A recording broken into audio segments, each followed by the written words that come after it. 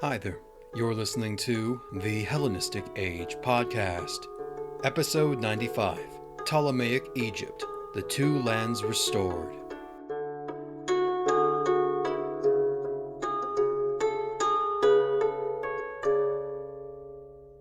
Throughout the history of the Ptolemaic kingdom, one is hard-pressed to find a ruler who inherited such a dire set of circumstances upon taking the throne as Ptolemy V. With his father's premature death in 204 and the murder of his mother shortly afterwards, the 6-year-old boy was orphaned and left to the mercy of ambitious court officials looking to use him as a puppet for their own whims. Though the Alexandrian mob violently intervened to secure his survival, his approved representatives faced quite the odds. A violent rebellion led by the native pharaoh named Haronnophoris seized much of Upper Egypt since 206, with attacks reaching ever further north with each passing year. Meanwhile, two of the fiercest warrior kings of the era, Philip V of Macedon and Antiochus III of the Seleucid Empire, agreed to carve apart Ptolemy's inheritance. The situation was indeed dire, yet the dynasty would survive and continue to rule for another 150 years, though at a fraction of their former power. Let us look to see how the Ptolemaic kingdom was able to recover from 2 decades of turmoil, and see how they adapted from this time of crisis. As we can recall, the Fifth Syrian War formally began following the invasion of Coele Syria by Antiochus III in mid-202, though he had been attacking Ptolemaic territories in Asia Minor in years prior. The Alexandrian government mobilized its strained resources to combat the incoming Seleucid king, and handed responsibility over to the mercenary general Scopas of Aetolia, who was able to recapture a fair amount of land, including Jerusalem. Hope for another victory like at Raphia was misplaced, as the Ptolemaic army suffered a devastating defeat at the Battle of Panium in the summer of 200. Most of the 50,000 men brought to the field were killed or captured, and the pike phalanx virtually annihilated, which was staffed by large numbers of Greco-Macedonian clerics. There was little that the royal court could do, as a full-scale conquest by the Seleucid king seemed inevitable. Yet Antiochus chose instead to head back to Asia Minor in 197 and continue his campaign against the last Ptolemaic strongholds in the region. Perhaps his decision was due in part to the intervention of the Roman Republic, who sent ambassadors in 200 who were either looking to arrange for peace talks between the two dynasties or deliver an order to Antiochus to keep his hands off of Egypt.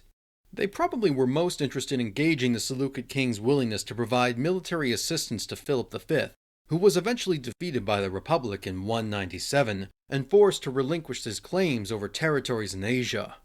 While Rome expressed an interest in taking the role of arbitrator, the two dynasties had been negotiating for an end to the war without their knowledge.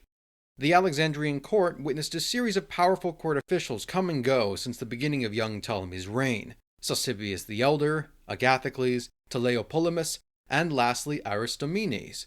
This chaotic politicking certainly did no favors for the defense of Coele Syria, and much of the criticism was placed upon Aristomenes' shoulders.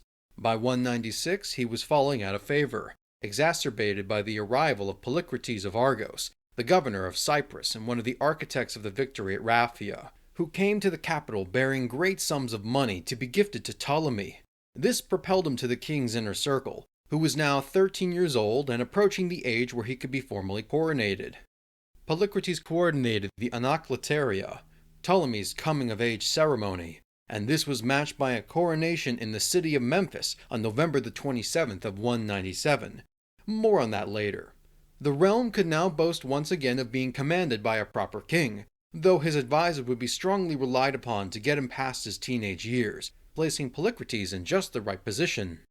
As the sole surviving member of the dynasty, it was essential that Ptolemy quickly find himself a bride and produce more heirs. Coincidentally, there was an eager father looking to secure a husband for his daughter, that father being Antiochus III. A marriage alliance with the Seleucid house was unorthodox, but not without precedent. Granted, the last time the two families were united through marriage, that being Antiochus II Theos and Berenike Pharnophoros, the murder of the Ptolemaic princess and her child by the rival Seleucid line led to the outbreak of the Third Syrian War. But this was a different situation. Now a Seleucid bride was in the Alexandrian court, her father still very much active on the world stage as a force to be reckoned with. Could she realistically be trusted? The author of the Book of Daniel claims that Antiochus III intended to use Cleopatra to undermine the Egyptian kingdom. Quote, "He, Antiochus, shall set his mind to come with the strength of his whole kingdom, and he shall bring terms of peace and perform them. In order to destroy the kingdom of Egypt, he shall give Ptolemy a woman in marriage, but it shall not succeed or be to his advantage." End quote. In 195, Antiochus announced the impending union between Ptolemy V and his daughter Cleopatra, signifying the end of the Fifth Syrian War. A wedding was held at Raphia in late 194, no doubt intended to give the Seleucid king a degree of satisfaction after being defeated there nearly 23 years earlier, and Cleopatra was received into the house of Ptolemy. As the author of Daniel states, the situation did not exactly work in Antiochus's favor as he might have intended. Cleopatra would end up proving to be a dutiful wife for her new husband and a skilled ruler of Egypt, though reportedly she expressed a sympathetic attitude towards her family in Syria. It is no coincidence that it was this Cleopatra who introduced the name to the dynasty, which would be used by several Ptolemaic royal ladies thereafter. While she would receive many of the titular honors of her husband, her foreign extraction would earn her the moniker Syra, the Syrian. While we have covered the early years of Ptolemy V's reign down to the conclusion of the Fifth Syrian War, we have not paid much attention to the goings-on in Upper Egypt. The Great Revolt, which began in the final years of his father's reign in 206, had split the kingdom and left the government struggling to contain it to the Thebaid. The native Egyptian rebel Haronnophoris was declared pharaoh in 205 by the Theban priests of Amun, politically and cosmologically challenging the Ptolemies for mastery over Egypt. Haronnophoris' army overran the major cities of Thebes and Ptolemais in the Thebaid, and by 201 he captured Abydos, approximately 170 kilometers to the northwest, evidenced by an inscription by one of his supporters.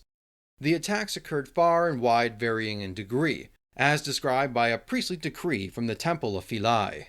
Quote, "The rebel against the gods, Haronnophoris, he who had made war in Egypt, gathering insolent people from all districts on account of their crimes. They did terrible things to the governors of the nomes. They desecrated the temples. They damaged the divine statues. They molested the priests and suppressed the offerings on the altars and in the shrines.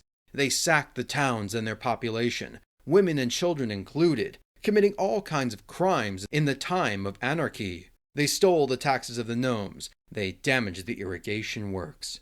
End quote. Though they tried to diminish the rebellion by referring to it as the disturbance, the Ptolemaic government had done little in combating Haronnophoris' advance, probably a consequence of the turbulent court politics following the death of Ptolemy IV. A letter written by an unknown Greek soldier expressed the frustration of contending with the insurgent attacks by the rebels and the failure of the local officials to deal with them. Quote, "On the new moon, the Egyptians ambushed the guards and pursued them back to the fort. Because the guards had been warned that an attack might occur, the Egyptians left off the fort and instead attacked the houses just opposite to it. They brought a siege device up to the house of Nechthenebis, which lies along the road. But when a part of the palisade threatened to crash upon them, they made their retreat. But know this, the Egyptians are not now guarding the village as we told them, because Callias was not communicating orders to them, nor is he submitting reports to us." End quote. However, it seems that the government had reached a modicum of stability, and by 200, Ptolemaic forces started their push into Upper Egypt.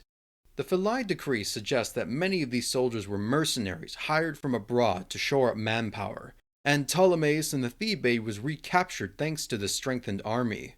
Soon Abydos was placed under siege. The Ptolemaic soldier Philocles of Troezen carved a message on the nearby temple of Seti I in August of 199, offering honors to Serapis and confirming his role in the attack upon the city. Abydos fell right afterwards, but it seems that the rebel forces had gathered near Koptos, presumably intending to stop the royal army in its tracks. It is believed that a large battle took place here. A funerary epigram for a Macedonian commander named Ptolemaios and his son describes their role in a great battle, striking down innumerable foes before being slain themselves during the fight. Haronnophoris was very likely present at this engagement or in Abydos, but there is a noticeable change in protocol. All rebel documents dating from late 199 onwards are no longer dated to the reign of Haronnophoris, but to that of Haronnophoris. It has been often interpreted that Haronnophoris was killed at this point, and the crowning of a second pharaoh bearing the name May Anophoris live was an attempt to show their dedication to the rebel cause. However, I believe that they are the same man. Rather than dating documents with a new regnal year, i.e. year 0, Haronnophoris simply continued to use the regnal years of his predecessor, a practice that was unheard of in Egyptian history. His name may give us a clue, for if people believe that he was killed in battle, then he would have to reaffirm that he escaped and would continue the fight. For the sake of convenience, I will keep using the name Haronnophoris from this point onwards. With nothing else opposing them, the royal army marched south towards Thebes, the stronghold of the rebellion and Haronnophoris' capital.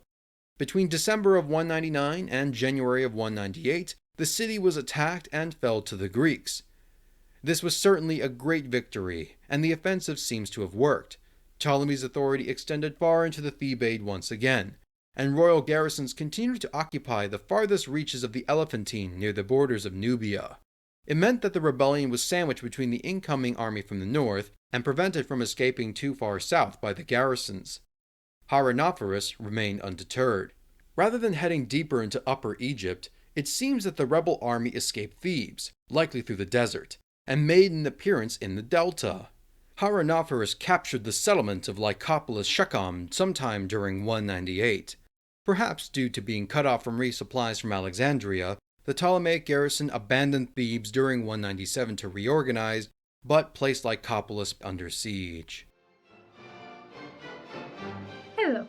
Hello, and welcome to Autocrat. I am Vince, one of the co-hosts, And I'm Cassie, the other co-host. So, what is Autocrat? Well, we are a podcast that is going to be going through the entire journey of Roman civilization, essentially. That sounds nice.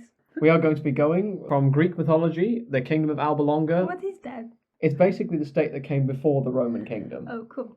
Cool. And then the Roman kingdom. Yes, the Roman kingdom, the Republic, then going through, empire, all the way to Constantine XI and beyond. So, if that sounds like something you'd be interested in, feel free to come and join us. We can be found on places such as Spotify, YouTube under the handle @Autocrat Podcast, on our website at www.autocratpodcast.wordpress.com, or on TikTok where we upload a few shorts. We hope to see you there. Though their repossession of Thebes was brief, the Ptolemaic offensive managed to make a serious dent against the rebellion. Despite the defeat suffered at Panium and the loss of Coele Syria, a celebration was in order. On November the 27th, 197, the 13-year-old Ptolemy V traveled to the city of Memphis to take part in the Anacleteria, his coming-of-age ceremony. Here he met with the Memphite priesthood to be coronated in the Egyptian manner. The high priest Harmachis adorned Ptolemy's brow with the pschent, the traditional double crown symbolizing the unity of Upper and Lower Egypt, and granted him the epithet of Epiphanes Eucharistos, God manifest and beneficent. Several of the rebel leaders captured in the fighting during the years prior were brought to the city as well, and were punished for their transgressions with a public execution. The ceremony itself was important for the newly crowned Ptolemy V Epiphanes, not only to project the image of a stable kingdom to his counterparts across the Mediterranean, but also to confirm his role as the legitimate pharaoh of Egypt. Memphis had remained an important city since Alexander's day, but this was the first time in the dynasty's history that a Ptolemaic ruler observed the rites of a traditional Egyptian coronation. Harmachis and his fellow priests remained loyal to the Ptolemaic cause throughout the rebellion's duration, and wielded tremendous influence over the wider communities of Egypt. For this faithfulness, several concessions needed to be given to ensure that they remained so. Temples were renovated thanks to the king's generous donations, gifts were bestowed upon the sacred Apis and Menevis bulls, and perhaps most importantly were the remission of debts and taxes on temple lands. To celebrate the events of the ceremony and terms with the king, the Memphite priests ordered that a series of decrees be set up across the land on March 27, 196. It was to be relayed across 3 languages, the traditional hieroglyphic, the common Demotic Egyptian, and lastly Greek, an excerpt of which reads as follows, quote, The chief priests, the prophets, those who enter the Holy of Holies for the robing of the gods, the Pterophoroi, the sacred scribes, and all other priests who assembled before the king from the temples throughout the land to Memphis for the festival of the reception of royalty to the ever-living Ptolemy, beloved of Ptah, God manifest and beneficent, which he received from his father, having come together in the temple of Memphis on this day, declared, since King Ptolemy the ever-living, beloved of Ptah, God manifest and beneficent, born of King Ptolemy and Queen Arsinoe, father-loving gods, has conferred many benefits on the temples, and those who dwell in them, and on all subjects in his kingdom, being a god born of a god and goddess, just as Horus, son of Isis and Osiris, who avenged his father Osiris, and being benevolently disposed towards the gods, has dedicated to the temples revenues in money and corn, and has sustained many expenses to bring Egypt to a state of prosperity, and to establish the temples, and has given away freely from his own means, and of the revenues and dues he receives from Egypt, some he has completely remitted, and others he has reduced, so that the people and all others might enjoy prosperity during his reign. End quote. Along with listing Ptolemy's achievements, such as the management of the Nile River and his generosity towards the temples, they also emphasize the connection between Ptolemy and the god Ptah, rather than Amun, the protector of Haronnophoris, and celebrated the king's victories over the rebels. This was invaluable for the restoration of Ptolemaic authority over Egypt, and the relationship between the two parties would become closer in subsequent generations. One copy of the Memphite decree was carved into a large granodiorite stela, perhaps measuring 5 to 6 feet tall, where it stood for many hundreds of years before being lost to the sands of time. The surviving portion of the stela was rediscovered in July 1799 during the height of Napoleon Bonaparte's invasion of Egypt, dug up by Captain Pierre-François Xavier Bouchard during the repairs of an old Ottoman fortress near the town of Rashid, Rosetta in French. As an engineering officer with a background in archaeology and classics, Bouchard immediately understood its significance as he translated the Greek portion and prepared it to be shipped back to France following the war's end. 167 scholars and scientists, the savants, accompanied Napoleon to Egypt and performed an enormous amount of work studying, and sometimes plundering, Egyptian antiquities, kicking off a chain reaction that led to the Egyptomania that gripped Western Europe thereafter.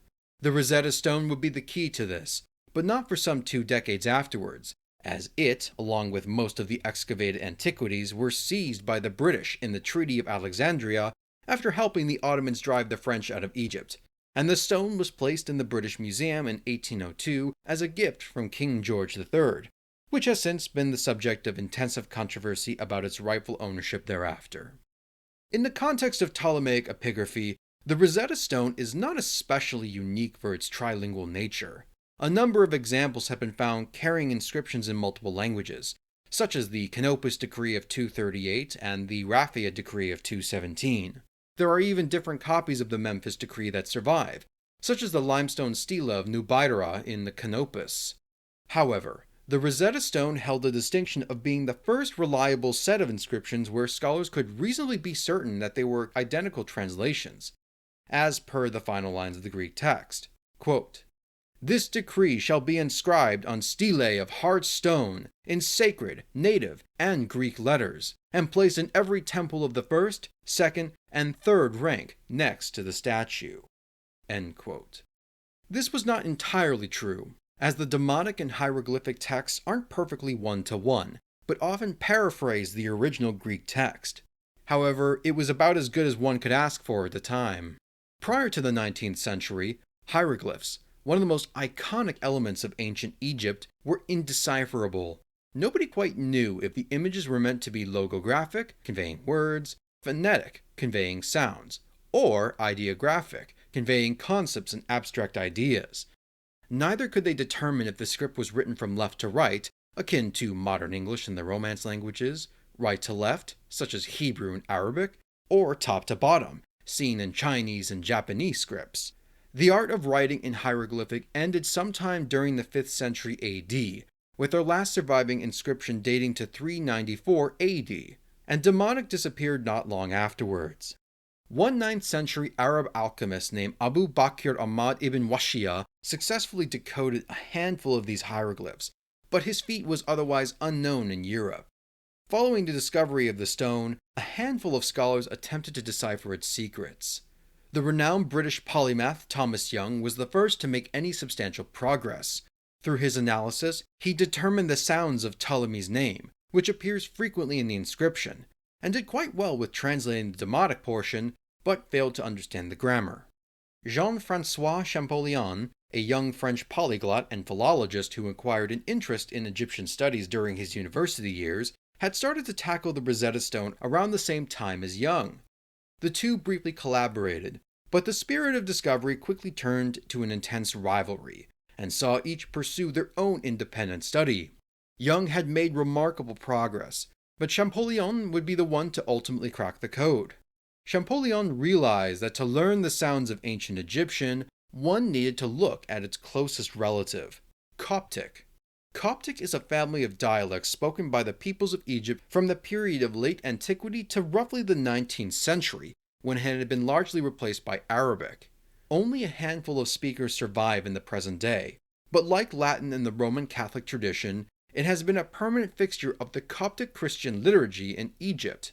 Champollion learned the language years earlier and was one of the few European scholars to correctly identify the connection between Coptic and the Egyptian of antiquity. Coptic was an invaluable resource to draw upon, not only for preserving many of the words and sounds of its ancestral language, but also its alphabet. Like other Afro-Semitic languages, the phonetic sounds of Egyptian were only present for consonants, not vowels.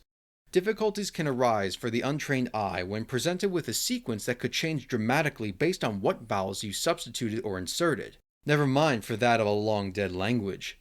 Demotic, the common script of Egyptian, followed much of the same conventions as hieroglyphic, and was no more decipherable.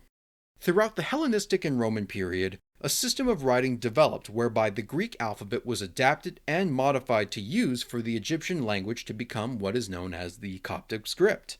Most importantly, it introduced signs for vowels into the written language for the first time. Coincidentally, one of the few pieces of evidence for the Great Revolt provides evidence of this linguistic transformation. A graffito carved into the mortuary temple of Seti I in Abydos around 199-198 is written in Egyptian by a supporter of Haronnophoris, but rather than the Demotic script, they use the Greek alphabet. This is the earliest known example of this phenomenon, well before any sort of codification. Champollion was able to hypothesize the sounds and correlate them with the individual hieroglyphs found in the royal cartouches of Ptolemy and Cleopatra within the text of the stone. Believed to be named after the bullets used by French soldiers at the time, cartouches contained the name and title of Egyptian rulers, which had been assumed but never confirmed. The acquisition of a large obelisk from the Temple of Isis at Philae, now residing in Dorset, England, was the newest example of a bilingual inscription which contained the cartouches of Ptolemy VIII and Cleopatra's II and III, providing an essential counterexample to check and verify his work. He also quickly deduced that hieroglyphs were not only phonetic, but they were also logographic, giving context to the absence of vowels. In September 1822, Champollion presented his findings to his peers, thus providing the key to unlocking the Egyptian language and effectively founding the modern field of Egyptology.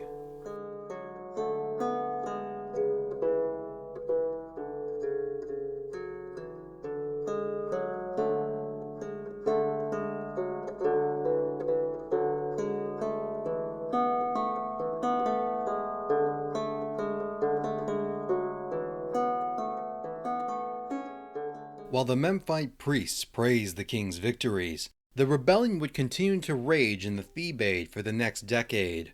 The record from 197 to 191 is extremely spotty. Lycopolis itself appears to have been recaptured sometime during 197-196. Several of Haronnophoris' officials tried to surrender themselves requesting amnesty, but Ptolemy responded to the attempts at supplication by having the men stripped naked, paraded in the streets of Alexandria on a cart, then tortured to death for all to witness. Yet the surrounding countryside saw intense fighting in the years following, and Haronnophoris continued to rule from Thebes down until 191. Since the Fifth Syrian War had been over for quite a few years, the Ptolemaic army was allowed to rebuild and launched a new expedition into Thebaid in autumn of 191, led by the general Ptolemaeus, and Thebes was ripped away from the rebels and placed permanently under royal authority by November of that year. Haronnophoris likely fled south from Thebes into the Mareretic kingdom in Nubia, ruled over by King Archimani, Ergamenes to the Greek. Ptolemy's forces were consolidating their control over the Thebaid after their victory, and a new general named Komnenos gathered supplies and troops to oversee one last effort to destroy the rebels once and for all. Starting from March of 186, Komnenos' army marched into the furthest reaches of Upper Egypt, and on August 27th they met the massed forces of Haronnophoris just south of Syene in the Aswan. The rebel pharaoh strengthened his army with Nubian allies, perhaps hoping to break back into the Thebaid with a renewed vigor, but it was not meant to be. This final battle saw the destruction of the rebel army, Haronnophoris' capture, and the death of his own son. News of the victory was carried to Alexandria less than 10 days afterwards, to the joy of the court.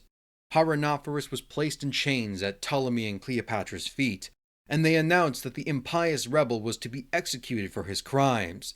Bands of surviving rebels remained scattered, and would be confronted in at least one more skirmish in 185-184.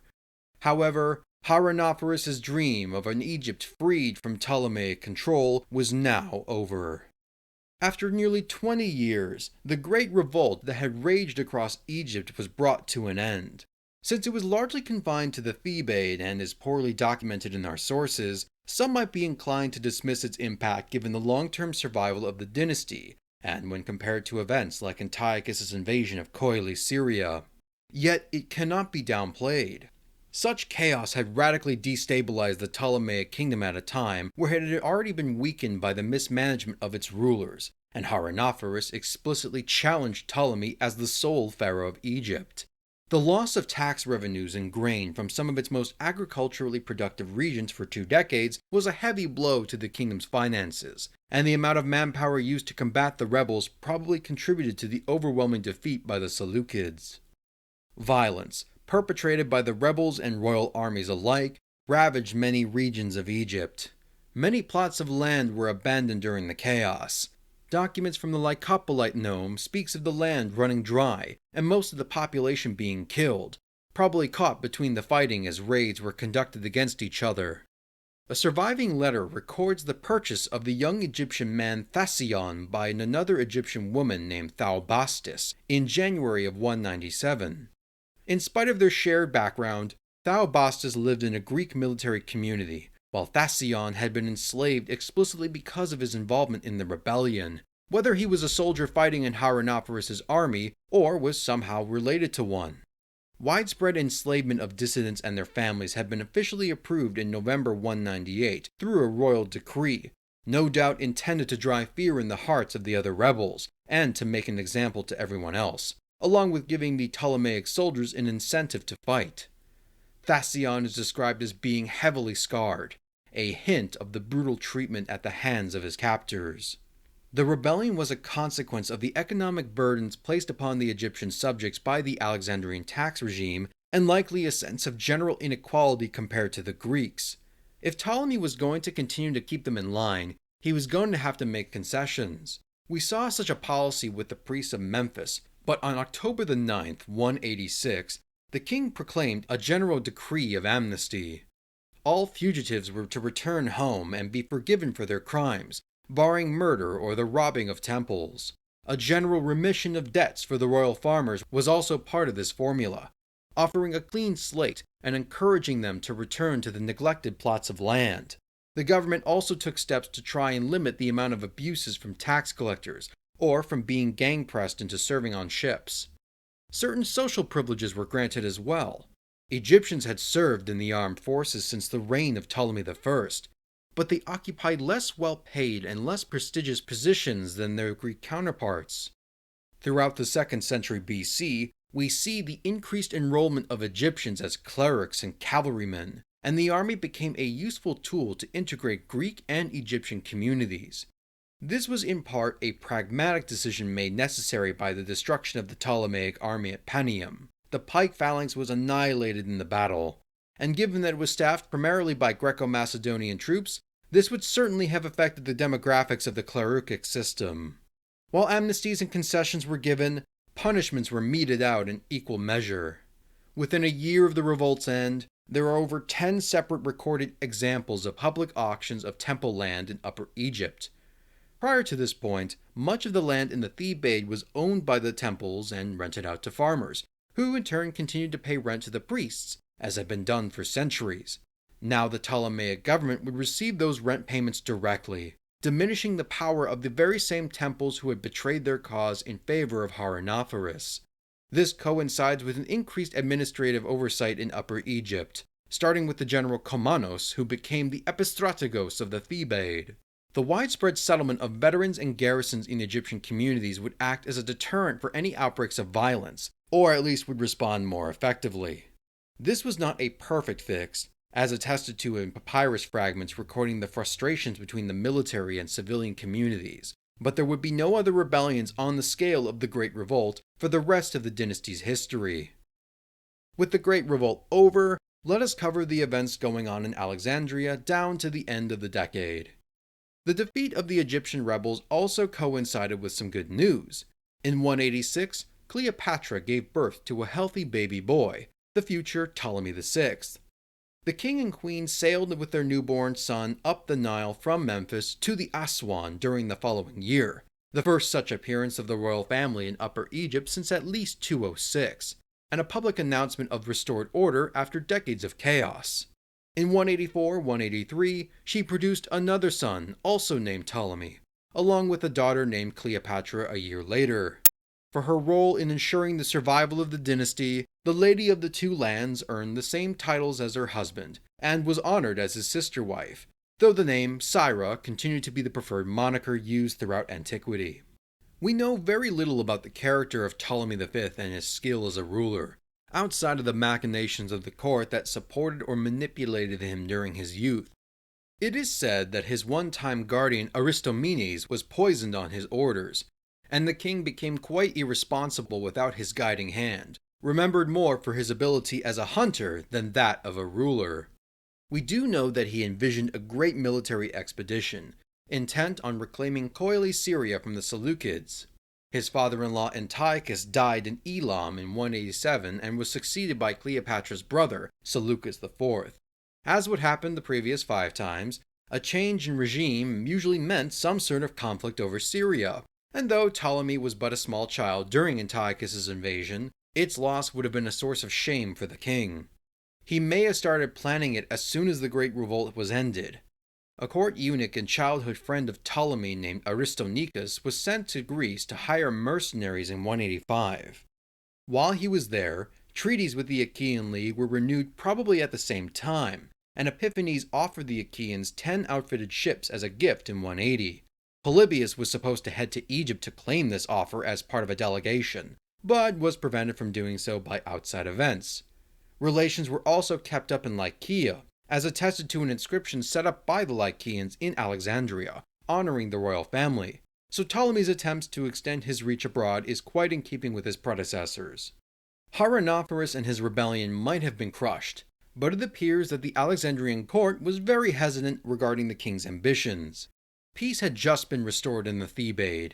Rebuilding an army would take time. The power of the Seleucids may have been hit hard by the defeat of Magnesia and the Treaty of Apamea, yet they were still the most powerful force in Asia. Even if they had the numbers, the cost would have been quite high, especially as they were just trying to recover financially.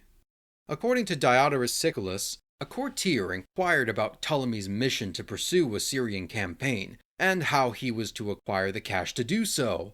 The king simply pointed to the other members of his court and called them his walking moneybags. This sort of veiled threat was not the kind of response that would soothe their concerns. In September 180, Ptolemy V Epiphanes died unexpectedly at the age of 30, according to one account, poisoned by members of his own cabinet out of fear of having their wealth seized for another Syrian war. The period between the death of Ptolemy IV in 204 until the end of the Great Revolt in 186 was a time of intense chaos for the Ptolemaic dynasty. Egypt, Cyrenaica, Cyprus, and a few naval bases in the Aegean were all that remained in Ptolemaic hands, the rest having been taken away by Antiochus and Philip during the period of strife. Though the monarchy had been able to endure a near-total collapse and continue to rule for another 150 years, what had once been the wealthiest kingdom of the 3rd century BC was reduced to the status of a second-class power. It completely disrupted the dynamics of the Hellenistic world, which had been marked by a near-equal balance of the three main successor dynasties, each vying for dominance. This opened the door for the aggressive expansion of Antiochus and Philip, but the shift led to the intervention of the Roman Republic, which was now the supreme master of the Mediterranean. The relationship between Rome and Egypt would continue to develop over the next several decades, with often complicated results. Disregarding the premature demise of Epiphanes, the realm was more stable than it had been for 2 decades. Cleopatra ended up taking charge following her husband's passing, and would rule Egypt before her sons would come of age. However, it would be up to her to ensure that the dynasty continued onwards into the mid-2nd century, and to keep hold of the Golden Kingdom that no longer shimmered as it did in the time of their forefathers. Thanks for joining me, everyone. With events now concluded in Egypt, we're going to place the narrative on hold for the time being, at least until the late summer.